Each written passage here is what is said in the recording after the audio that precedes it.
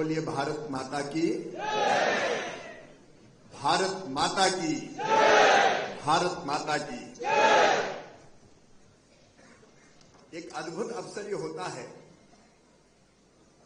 इसलिए गंभीरता तो चाहिए,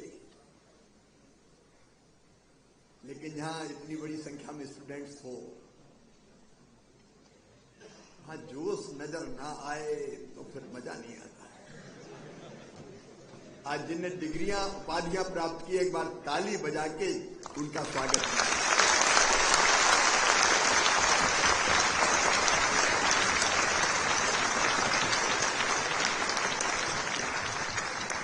आज इस गरिमामय कार्यक्रम में उपस्थित मेरे सहयोगी कृषि राज्य मंत्री आदरणीय रामनाथ ठाकुर जी, विशेष रूप से जो आईसीआर का काम देखते हैं, सहयोगी कृषि राज्य मंत्री आदरणीय श्री भागीरथ चौधरी जी, सचिव डेयर और डीजी आईसीआर आदरणीय एमएल जाट जी, आदरणीय बरोदा जी, आदरणीय पंजाब सिंह जी, आदरणीय संजय कुमार जी, आरवी सिंह जी, डीके यादव जी, एके सिंह जी, मंच, यहां उपस्थित वरिष्ठगण, बहनों, भाइयों और भांजे भांजियों,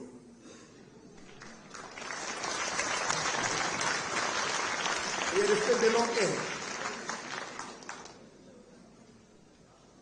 आज 4 बजे कैबिनेट है,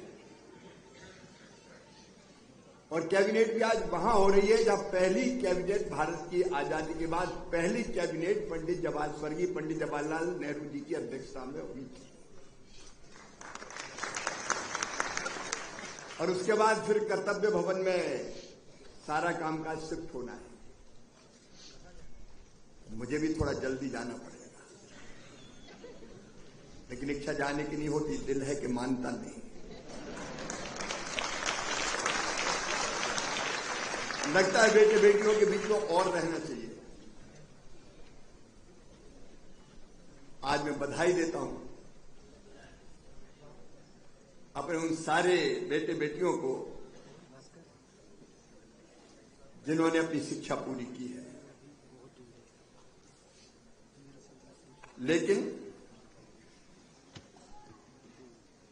ये दीक्षा का अंत नहीं है, ये जीवन का नया आरंभ है, नया प्रारंभ है। आईसीआर की उपलब्धियों के बारे में अभी बताया गया, मैं विस्तार से चर्चा नहीं करूंगा, लेकिन आज डॉक्टर साहब आपको मैं ये आग्रह करना चाहता हूं, 2 साल बाद पूरे 100 साल होने वाले हैं। हमारा शताब्दी वर्ष धूमधाम से और अनूठे तरीके से मनाया जाए, उसके लिए एक कमेटी बना दे। हमारी अनंत उपलब्धियां हैं। आज चावल के उत्पादन में भारत चीन को पछाड़ के दुनिया में नंबर 1 बन गया है।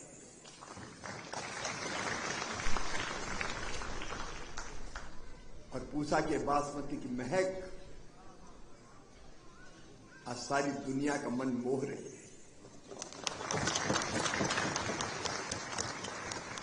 हमारी गेहूं की किस्में आज पूरी दुनिया में चमक बिखेर रही है। कई फसलों के उत्पादन में हमने रिकॉर्ड तोड़े। आज इस महान अवसर पर हमारे महान वैज्ञानिक, हरित क्रांति के जनक डॉक्टर स्वामीनाथन जी के चरणों में प्रणाम करता हूं। वो हमारे आइडियल है, रियल हीरो। और बच्चों से ये कहना चाहता हूं कि कृषि के क्षेत्र में उनको प्रेरणा मानते रहना। और दिल से एक बात कहना चाहता हूं, मैं जो कहता हूं वो दिल से कहता हूं। ये जीवन अमूल्य है और यहां से निकलने के बाद हम अलग अलग क्षेत्रों में जाएंगे, लेकिन कुछ बातें याद रखनी। एक, जीवन व्यर्थ गंवाने के लिए नहीं है। जिंदगी केवल मौज और मस्ती के लिए भी नहीं है। जिंदगी है उद्देश्यपूर्ण जीवन के लिए। कोई लक्ष्य तय करो बेटा बेटी। हमारा टारगेट फिक्स होना चाहिए कि जिंदगी में आगे करना क्या है। लक्ष्य तय करो, उस तक पहुंचने का रोड मैप बनाओ, फिर मेहनत से उस रोड मैप पर चलो। याद रखना, व्यक्ति जैसा करता है वैसा बन जाता है, जैसा सोचता और करता है वैसा बन जाता है। तुम सोचोगे कि नहीं हम तो केवल नौकरी मिल जाए और जैसे तैसे जिंदगी कट जाए,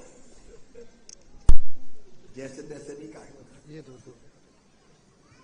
बड़े काम करके काटना है। अगर हमारे जैसे हड़मास के पुतलों नहीं तो महान काम संपादित किए। स्वामीनाथन जी के मन में भी तो एक जिद थी, अकाल को देख के जिद आ गई, डॉक्टर नहीं बनना, अब इस धरती को ऐसी बनाना है कि कभी फिर अकाल ना पड़े। जिद ठानी तो हर क्रांति हो गई। और कोई बड़ा लक्ष्य तय करो। दो तीन चीजें और याद रखना। एक, जिंदगी में सदैव मुस्कुराते रहना। टेंशन में, तनाव में जब देखो तब परेशान है, हैरान है, बड़े टेंशन में हूं, जिंदगी बोझ बन जाती है। मुस्कुराहट का कोई मोल नहीं है। आपने देखा होगा जब हर एक बेटा बेटी अपने उपाधि के लिए आ रहा था तो मैं मुस्कुराने की भरपूर अंदर से मुस्कुराहट निकल रही थी। दूसरा, सबसे प्रेम करना। ये जिंदगी ईर्ष्या के लिए, द्वेष के लिए, काटने के लिए, मारने के लिए, गिराने के लिए नहीं है। ये जिंदगी सहयोग करने के लिए। जीवन उसका जीवन है जो औरों को जीवन देता है। हम अपनी जिंदगी के साथ दूसरों की जिंदगी में भी आनंद पैदा करने की कोशिश करें, और किया जा सकता है। हमने जो शिक्षा प्राप्त की उसके माध्यम से भी किया जा सकता है, और जिंदगी में छोटी छोटी मदद करके किया जा सकता है। एक ही चेतना समस्त जड़ एवं चेतन में अनुस्यूत है, यह भारतीय दर्शन का मूल सोच है। सिया राम में सब जग जानी, कोई भेद है ही नहीं। एक ही चेतना के हम अंग है, तो एक दूसरे से प्रेम करें, स्नेह करें। कभी अहंकार अपने अंदर आने मत देना। अहंकार अपना सबसे बड़ा दुश्मन है। और दो चीजें और, दो नहीं तीन, गांठ बांध सको तो बांध लो। एक, हमेशा धैर्य रखना। कई बार हम बहुत जल्दी उतावले हो जाते हैं, कोई चीज नहीं मिली, कोई सफलता नहीं मिली, मन निराशा में डूब जाता है। हम कोशिश करते हैं, कई बार कोशिश करते हैं, सफलता नहीं मिलती, तो चिंता मत करो, फिर कोशिश करेंगे। धैर्य जरूरी है, लेकिन धैर्य के साथ एक चीज और है, उत्साह, जीने की उमंग, काम करने का उत्साह। कई बार कई लोगों को देखते हैं कितने उत्साह में काम करते रहते हैं लगातार। दो तरह के लोग रहते हैं मिलने जाओ तो। एक तो वो होते हैं कि जिनके पास जाओ तो हमेशा निराशाजनक की बात करते रहते हैं। अरे कुछ नहीं हो सकता, ये इंडिया सुधर ही नहीं सकता, तू कहां लगा है। वो ऐसे हैं कि कोई जिंदा आदमी जाए तो उसे भी मुर्दा बना दे, मिल के आए तो सोचे बेकार है यार। और एक वो होते हैं जो मुर्दे में प्राण फूंक दे। मिल के अगर आए तो लगे कि नहीं अब कुछ और करना है और बेहतर करना, उत्साह से भरे रहना। और एक और जो भगवान श्री कृष्ण ने गीता में कहा था, सफलता मिले तो आसमान मत छूना और असफलता मिले तो जमीन में मत गड़ जाना। सफलता और असफलता में समान। कर्मण्यवाधिका रस्ते मां फलेषु कदाचित। मैंने कर्म किया, अच्छा कर्म किए बिना कोई रह भी नहीं सकता। स्वयं भगवान कृष्ण भी यही कहते हैं, मैं चाहूं तो मैं कुछ ना करूं लेकिन मैं एक क्षण भी बिना काम किए नहीं रहता, क्योंकि सृष्टि के संचालन के लिए जरूरी कि हम काम करें। कर्म योग, प्रचंड कर्म की ऊर्जा तुम्हारे हृदय से उद्घाटित होनी चाहिए। काम करेंगे, बेहतर से बेहतर करेंगे, कोई कसर नहीं छोड़ेंगे, लेकिन बावजूद उसके परिणाम चाहे जो हो उसकी परवाह नहीं करेंगे। इसी को कहते हैं निष्काम कर्म योग। कर्म तो करो, फल की इच्छा से दूर हो जाओ। सचमुच में अगर किया तो जिंदगी और आनंद से भर जाएगी। एक बात और सुन लेना तुम, स्वामी विवेकानंद के कुछ शब्द हमेशा मेरे कानों में गूंजते रहते हैं और हमेशा मुझे नई प्रेरणा देते हैं। उन्होंने एक बार कहा था, नौजवानों से ही कहा था कि तुम केवल 3.5 हाथ के हाड़ मांस के पुतले नहीं हो, तुम अमृत के पुत्र या पुत्री हो, ईश्वर के अंश हो, अनंत शक्तियों के भंडार हो और दुनिया में कोई काम ऐसा नहीं कि जो तुम ना कर सको।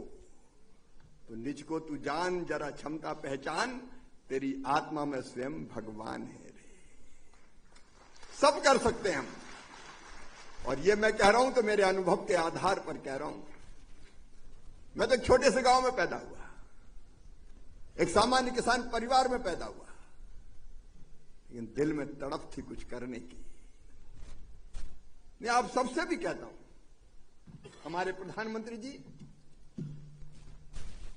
एक चाय की दुकान वाले परिवार में जन्म लिया और काम करते करते आज दुनिया लोहा मानती है। और इसलिए मैं तुम सबसे कह रहा हूं, अपने जीवन में कुछ बड़ा करो मेरे बेटा बेटी। देश को कुछ देना है, और भारत विश्व बंधु भी है तो दुनिया की मदद भी करना है। और मैं एक बात आज तुमसे साफ कह रहा हूं, स्वामी विवेकानंद ने कहा था, सुदीर्घ रजनी समाप्त हुई जान पड़ती है, महानिशा का अंत निकट है। जो अंधे हैं वो देख नहीं सकते, जो बहरे हैं वो सुन नहीं सकते, लेकिन मैं स्पष्ट रूप से देख रहा हूं कि भारत माता एक बार फिर से अंगड़ाई लेके खड़ी हो रही है और विश्व गुरु के पद पर अधिष्ठित हो रही है। ये 125 साल पहले कहा था स्वामी विवेकानंद जी ने। और आज अगर आप देखेंगे दुनिया के परिदृश्य को, जिस ताकत से भारत आगे बढ़ रहा है, कभी अमेरिका का PL-480 लाल गेहूं खाने वाला जहां वो नहीं खाते थे, आज हमारे अन्न के भंडार भरे हैं। हर क्षेत्र में भारत आगे बढ़ रहा है। दुनिया भारत के आज नहीं चल सकती। प्रधानमंत्री जी के नेतृत्व में एक वैभवशाली, गौरवशाली, संपन्न, समृद्ध, शक्तिशाली, आत्मनिर्भर और विकसित भारत का निर्माण हो रहा है। क्या विकसित भारत के निर्माण के महायज्ञ में तुम भी अपनी आहुति डालने को तैयार हो? क्या आप भी अपना योगदान देंगे? हम कुछ ना कुछ करें। सचमुच में यह भारत की आजादी का अमृतकाल भी है और विकसित भारत की दिशा में हम तेजी से बढ़ रहे हैं। आज भारत दुनिया की चौथी सबसे बड़ी अर्थव्यवस्था है। बहुत जल्दी हम तीसरी सबसे बड़ी अर्थव्यवस्था बन जाएंगे और हमारा टारगेट है 2047 तक भारत नंबर 1 पर पहुंचेगा। और एक एक करके हर कदम उस दिशा में उठाए जा रहे हैं। अभी जितने समझौते हुए FTA आप देख लीजिए, यूरोपियन यूनियन से हुआ हो, दुनिया के बाकी देशों से हुआ हो, सारे देश, सारे फैसले राष्ट्रहित में है। यूएसए से भी हमारा समझौता भारत के राष्ट्रीय हितों को पूरी तरह संरक्षित किया गया है और किसानों के हितों को सबसे ऊपर रखा गया है। कुछ लोग हाय तो वह मचा रहे हैं, हम लुट गए, हम बर्बाद हो गए, सब कुछ तबाह हो गया, देश बिक गया। वो किसान की मजबूती को सहन नहीं कर पाते, वो झूठ बोलते रहते हैं हमेशा, झूठ ही खाना, झूठ ही पीना, झूठ में जगना, झूठ में सोना, झूठ बिछोना। उन्होंने झूठ की दुकान खोल रखी है, अफवाहों का बाजार फैलाते हैं। लेकिन आज इस प्रतिष्ठित मंच से मैं अपने देशवासियों से और किसानों से कहना चाहता हूं, प्रधानमंत्री जी के नेतृत्व में भारत के किसानों के हित सर्वथा सुरक्षित है, पूरी तरह से सुरक्षित है। हमारी प्रमुख फसलें जितनी भी हैं, उनके उत्पादक किसानों के हित पूरे के पूरे संरक्षित है। हमारे प्रमुख अनाज, गेहूं, मक्का, चावल, सोया, मोटे अनाज, इनके लिए द्वार खोले नहीं गए। डेयरी उत्पाद, पोल्ट्री उत्पाद पूरी तरह से सुरक्षित और संरक्षित है। हमारी सब्जियां, मैं पूरी सूची पे नहीं जा रहा, लेकिन मुझे लगा कि आज इस मंच से मुझे कहना चाहिए, हमारी सब्जियां हो, हमारे फल हो, इनमें भारत के किसानों के हितों का पूरी तरह से ध्यान रखा गया है। हाँ, वो चीज जिसकी जरूरत है हमारे देश को, जो पहले से हम इंपोर्ट करते रहे, वो चीज दुनिया के कई देशों से आती है, इसलिए भारत के किसानों के सर्वदा सुरक्षित है। आज एक बार मैं फिर इस अवसर पर अपने बच्चों का अभिनंदन करता हूं। आज यहां से विदा होके जाओगे, अलग अलग क्षेत्रों में कोई साइंटिस्ट बनेगा। मुझे लगता है कि कई की इच्छा तो ये होगी कि वैज्ञानिक ही बने, एग्री साइंटिस्ट। और मुझे पता है कि आप आईसीआर और आईएआर की परंपरा को आगे बढ़ाओगे, उसको कभी भी कलंकित नहीं करोगे, उसको नीचा नहीं देखने दोगे। कोई हो सकता है खेती के क्षेत्रों में, मैं चाहता हूं, तो देखो आपने जो एग्री एजुकेशन प्राप्त किया इसको भूलना मत। साइंटिस्ट बने, आप प्रोफेसर बने, आप खेती करना चाहें तो जरूरत है किसानों की। ऐसे किसान हैं जो उच्च शिक्षा प्राप्त करके बच्चे हैं, जो खेती कर रहे हैं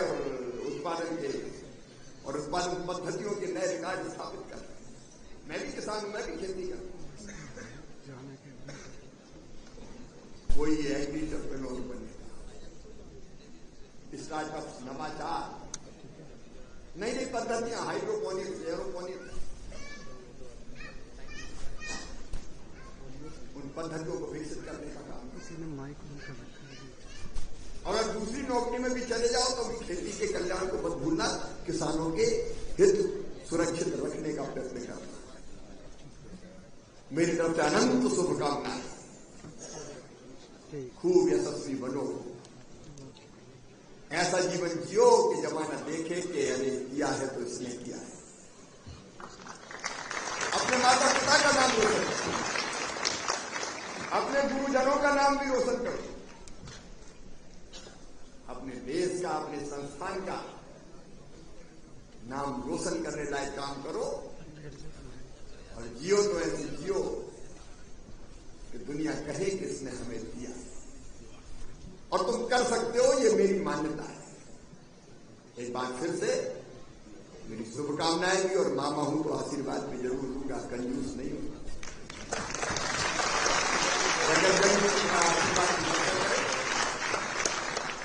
सुखी रहो, निरोग रहो, तुम्हारा मंगल हो, तुम्हारा कल्याण हो, और तुम भी मिलकर सबका कल्याण करो, भारत का भी और वसुधैव